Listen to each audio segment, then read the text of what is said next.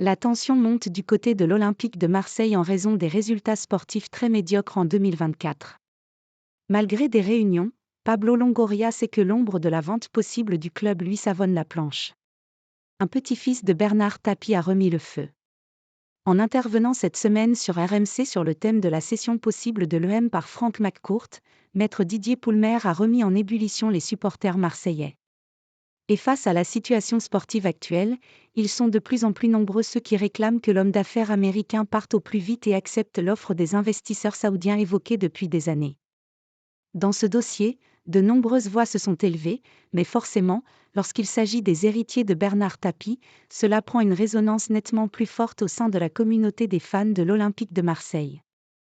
Interpellé sur les réseaux sociaux par des supporters de l'EM, Rodolphe Tapie, le petit-fils de l'ancien président emblématique de Marseille, n'a pas fait dans le détail. L'EM, pris en otage par McCourt. Sur X, le petit-fils de celui qui a amené l'Olympique de Marseille sur le toit de l'Europe en 1993 réclame le départ immédiat de Frank McCourt, mais sait que ce dernier refuse de lâcher prise. Et il le fait avec des mots très très forts.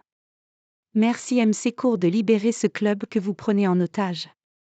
Aucun suivi, aucune gestion, juste de la délégation.